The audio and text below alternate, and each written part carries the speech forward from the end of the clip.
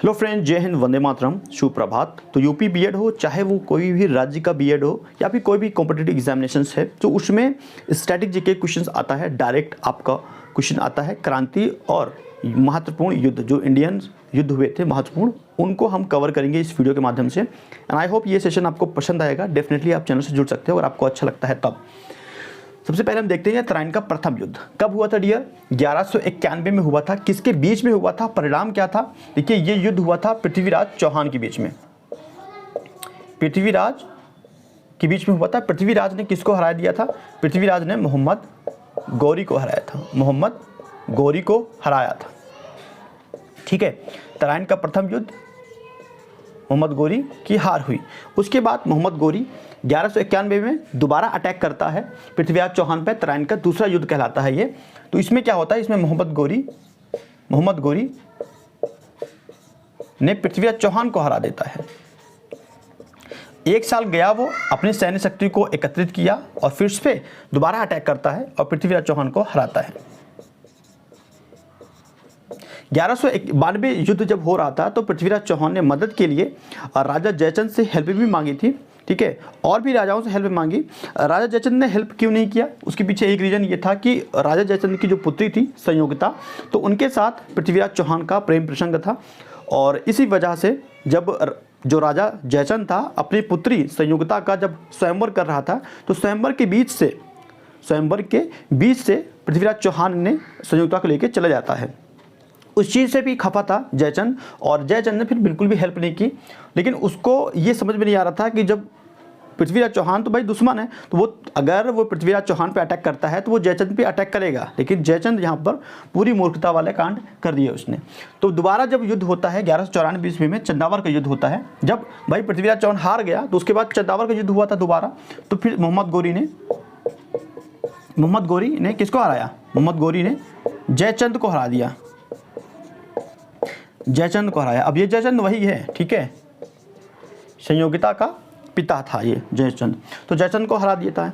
भाई इतिहास आप लोगों ने पहले भी पढ़ा होगा, तो देखा होगा आपने, जब अलाउद्दीन खिलजी राजा रतन सिंह पे अटैक करता है तो राजा रतन सिंह भाई बहुत राजाओं को हेल्प मांगने के लिए बोलते हैं, लेकिन उनकी कोई भी राजा हेल्प करने को तैयार नहीं होता है। इस वजह से कि भैया अगर हम हेल्प कर देंगे तो अलाउद्दीन खिलजी हम पे भी अटैक कर देगा। तो उनको ये नहीं पता था कि भाई अगर रतन सिंह को हराएगा या रतन सिंह के जो राज्य को कब्जा करेगा तो तुम्हारे राज्य पे जाएगा। इसके बाद तुम चाहे अटैक करो, तुम चाहे हेल्प करो, नहीं करो, अलाउद्दीन खिलजी तो वैसे ही मारेगा तुम्हें। लेकिन वही चीज़ है, इतिहास भी गवाह है कि मूर्खता करते थे जो राजा हुआ करते थे, एक दूसरे की हेल्प नहीं करते थे। अब एक तो आपसी इनमें मतभेद था, तो लड़ाई था, तो उसकी वजह से, ठीक है, तो वही चीज़ है। फिर भाई जो दुश्मन रहेंगे, जो बाहर से आए हैं, ठीक है, अफगान से आए हैं, तो वो लोग भाई तो फिर अटैक तो करेंगे, ठीक है। तो ये वाला युद्ध समाप्त हो गया। 3 युद्ध आप याद कीजिए, 1191, 1192, 1194, ठीक है, तीनों इंपॉर्टेंट है। अब हम देखते हैं, नेक्स्ट देखते हैं पानीपत का प्रथम युद्ध 1526 में होता है। 1526 में बाबर के साथ युद्ध होता है। बाबर ने किसको हराया? इब्राहिम लोदी को। किसको हराया? इब्राहिम लोदी, ठीक है, इब्राहिम लोदी को हराता है। बाबर ने इब्राहिम लोदी को हराया। 1526 पानीपत का प्रथम युद्ध, ठीक है। उसके बाद फिर बाबर का युद्ध होता है। अब बाबर का युद्ध याद करने में सबसे इजी ये हो जाता है कि 4 युद्ध इंपॉर्टेंट है और इजी है, ठीक है। 1526, 1527, 1528, 1529। तो खानवा का युद्ध जो होता है, बाबर ने किसको हराया? राणा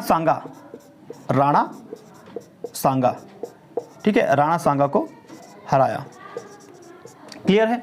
उसके बाद चंदेली का युद्ध होता है 1528 में, बाबर के साथ ही होता है। बाबर ने फिर किसको हराया?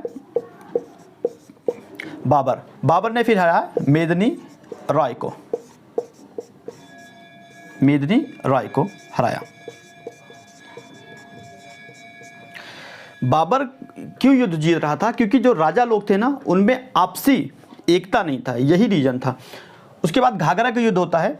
इस बार बाबर ने अफगानों को भी हराया। अफगान को हराया क्योंकि बाबर और अफगान के बीच में युद्ध होता है 1529 में, घाघरा का युद्ध। उसके बाद 2 युद्ध और यह देखते हैं, सीक्वेंस है, देखो 1539, 1540। ये किसके बीच में हुआ था? ये हुआ था my dear friends Sher Shah Sher Shah Suri के बीच में। शेर शाह सूरी ने किसको हराया? हुमायूं को हराया। हुमायूं को हराया, ठीक है, हुमायूं को हराया। मेरा क्वेश्चन आपसे ये है कि हुमायूं कि पिता का नाम बताना है आपको। कमेंट बॉक्स में आपको बताना है हुमायूं का पिता का क्या नाम है, थोड़ा दिमाग लगाना, ठीक है। उसके बाद दूसरा युद्ध होता है शेर शाह के बीच में भी होता है, शेर शाह सूरी, और शेर शाह ने फिर से हुमायूं को दोबारा अटैक करके हराता है, ठीक है। इन दोनों के बीच में दोबारा युद्ध होता है और दोबारा भी क्या होता है, शेर शाह जीत जाता है। ये युद्ध था कन्नौज का युद्ध 1540 में, शेर शाह सूरी और हुमायूं के बीच में। फिर से कन्नौज का युद्ध भी शेर शाह ही जीतता है और चौसा का युद्ध भी शेर शाह ही जीतता है, ठीक है। तो आई होप ये सारी चीज़ें आपको क्लियर हो गया होगा। अब चलते हैं नेक्स्ट पार्ट में, कुछ और युद्ध बचे हुए हैं, उसके बाद हम लोग देखेंगे क्रांति, ठीक है। जो महत्वपूर्ण क्रांतियाँ होती उसको भी कवर करेंगे। और सेकेंड सेक्शन में हम लोग पहले देखेंगे पानीपत का द्वितीय युद्ध। तो पानीपत का द्वितीय युद्ध होता है 1565 में होता है अकबर और हेमू के बीच में, जिसमें अकबर क्या होता है, विजयी होता है, ठीक है। तो परिणाम क्या निकल के आता है, अकबर ने हेमू को हराया, ठीक है, हराया। 1565 का युद्ध पानीपत का द्वितीय युद्ध, ठीक है, इंपॉर्टेंट है। उसके बाद देखते हैं तालीकोट का युद्ध 1565 में। हालांकि ये क्वेश्चन बहुत ज़्यादा पूछा नहीं जाता, लेकिन कभी कभी एग्जाम में देखने को मिला है। तो ये युद्ध होता है, ये होता है डंकन के सुल्तान, ठीक है, डंकन के सुल्तान और विजयनगर साम्राज्य के बीच में युद्ध होता है, जिसमें विजयनगर साम्राज्य बुरी तरह हार जाता है। तो डंकन के सुल्तान ने किसको हराया, विजयनगर साम्राज्य को, ठीक है। तो डंकन के सुल्तान जीत जाते हैं, डंकन के सुल्तान ने विजयनगर साम्राज्य को हरा दिया, ठीक है, क्लियर है। उसके बाद हल्दी घाटी का युद्ध होता है। हल्दी घाटी का युद्ध फेमस है, इंपॉर्टेंट है बहुत ज़्यादा। 1556 में होता है, किसके बीच में होता है, अकबर और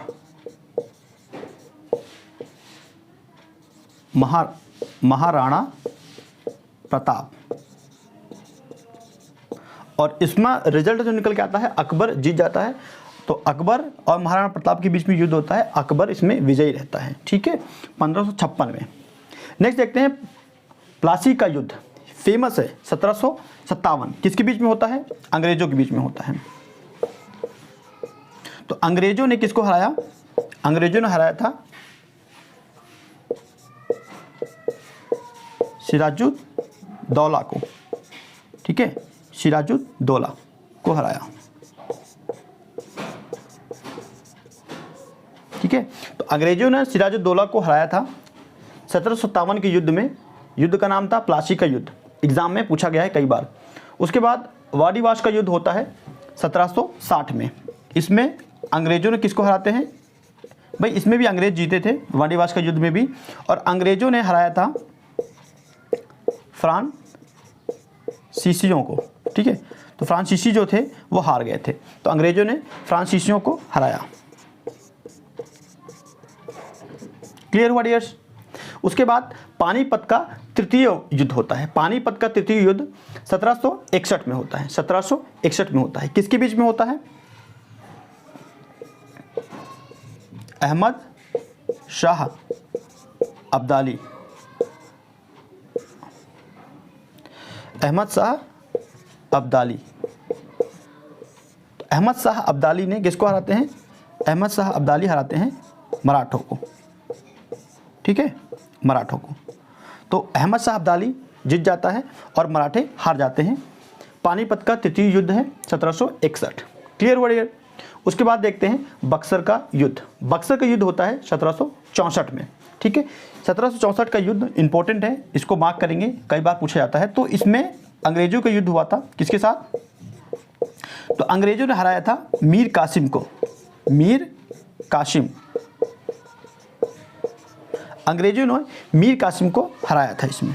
1764 का युद्ध, इसको बोलते हैं बक्सर का युद्ध भी बोलते हैं, ठीक है, क्लियर हुआ। नेक्स्ट देखते हैं आपका खुर्दा का युद्ध। खुर्दा का युद्ध हुआ था 1795 में। किसके बीच में हुआ था, मराठा और निज़ामों के बीच में हुआ था, जिसमें मराठाओं ने निज़ामों को बुरी तरह हराया था। जिसमें मराठों ने निज़ामों को हराया, ठीक है, निज़ामों को हराया। तो ये रहे भारत के महत्वपूर्ण युद्ध। कुछ और युद्ध बचे हुए हैं, उसको देखते हैं, उसके बाद क्रांति देखेंगे, ठीक है। चलिए नेक्स्ट सेशन देखते हैं। तो लास्ट करते हैं, इस वीडियो को एंड करेंगे इस सेशन में। तो सबसे पहले हम देखते हैं प्रथम स्वतंत्रता संग्राम 1857 में हुआ था। ये तो आप लोग भूल ही नहीं सकते हो। 1857 में हमने लड़ाई लड़ी थी और हर जगह से लड़ा था, हर एक शहर से हमने अटैक किया था, अंग्रेज़ों पर अटैक किया था। जैसे कि हम लोगों ने अगर कानपुर से बात करें, तात्या तोपे और नाना साहब से हमने अटैक किया था, वहाँ से कानपुर से। लखनऊ से हमने बेगम हजरत महल ने अटैक किया था। झांसी से रानी लक्ष्मीबाई ने अटैक किया था। इलाहाबाद, जिसका नाम प्रयागराज हो गया है, वहाँ से लियाकत अली अटैक किए थे। इसी प्रकार हमने दिल्ली से बहादुर शाह जफ़र ने अटैक किया था। अलग अलग शहरों से अटैक हुआ था अंग्रेज़ों पर, तब हमें जाके सुकून मिला था, तब हमारे हाथ में कुछ हद तक फ्रीडम आ पाया था। हम लोगों ने ये जान पाया कि भैया हम अंग्रेज़ों से अपने आप को छुड़ा सकते हैं। हमें तब जाके हिम्मत मिला, और उसके बाद भी बहुत से क्रांतिकारियों ने अटैक करते रहे, तब जाके हमें अंग्रेज़ों से, उनके जुल्म से हमें फ्रीडम मिला। और कुछ लोग ये कहते हैं कि हमें जो ये स्वतंत्रता मिला है, ये भीख मिला हुआ है, तो वो गलत कहते हैं। दरअसल टोटली गलत है। इस चीज़ के लिए हमने कुर्बानियाँ दी हैं, तब जाके हमें फ्रीडम मिला हुआ है। नेक्स्ट देखते हैं हम लोग, भारत चीन युद्ध हुआ था, 1962 में हुआ था, 1962 में हुआ था। हालांकि यहाँ पे इंडिया के पास बहुत ज़्यादा वेपन्स नहीं थे, हमारा डिफेंस सिस्टम भी मजबूत नहीं था, तो इस वजह से चीन हम पे हावी थे, ठीक है। लेकिन हुआ क्या कि जब हम 1962 में हम चीन से बुरी तरह हारे थे, तो फिर पाकिस्तानियों को लगा कि भैया 1962 में जाकर तुरंत अटैक किया। देखो 3 साल के बाद तुरंत अटैक किया था। क्यों अटैक किया था? उनको पता था कि भारत थोड़ा सा कमज़ोर हो चुका हुआ है, उनके सैनिक बहुत सारे शहीद हो चुके हैं, तो हम लोग अटैक करके जीत लेंगे और इतिहास में दर्ज कर लेंगे कि भाई पाकिस्तान ने भारत को हराया। लेकिन ये चीज़ें उल्टा पड़ गया। भाई हम चीन से क्यों हारे? क्योंकि हमारा डिफेंस सिस्टम मजबूत नहीं था, हमारे पास मैन पावर भी नहीं था, उतनी सैनिक भी नहीं थी, तो हम लोग भाई उनसे परास्त हो गए। लेकिन हम पाकिस्तान से परास्त हो जाएंगे क्या? कैसी गलतफहमी में जी रहे थे। 1965 में आए, लेकिन बुरी तरह पिटे और उसके बाद फिर वापस चले गए। पाकिस्तान उसको 1971 में फिर लड़ा, तो यहाँ पे बुरी तरह पिटा। तो पाकिस्तान हमसे कभी जीत नहीं पाया है और आगे भी जीत नहीं पाएगा, क्योंकि हमारे पास जो अब डिफेंस सिस्टम है वो हम किसी भी कंट्री को परास्त कर सकते हैं। इवन अगर परास्त नहीं कर पाएंगे तो हम हारेंगे नहीं बुरी तरह। डिफेंस मतलब बुरी तरह हम हारेंगे नहीं, कहने का मतलब ये है कि क्योंकि अभी हाल ही की बात है तो S-400 मिसाइल भी हमने रूस से ले लिया है। हमारे पास बहुत अच्छे अच्छे हथियार हैं अब, जो हम लोग बाहर से भी एक्सपोर्ट कर देते हैं और ख़ुद भी हम लोग बना रहे हैं अलग अलग हथियार। तो हम अब मजबूत हैं डिफेंस सिस्टम में, कह सकते हैं कि हमारे पास मजबूती है, ठीक है। तो ये सेशन आपको कैसे पसंद आया तो डेफिनेटली आप कमेंट कर सकते हो। इसको मैं कंटिन्यू कर सकता हूँ अगर आपको पसंद आता है तब, ठीक है, क्योंकि एफर्ट लगता है इस वीडियो क्रिएट करने में। Thank you for watching this video. Next video में तब तक के लिए धन्यवाद।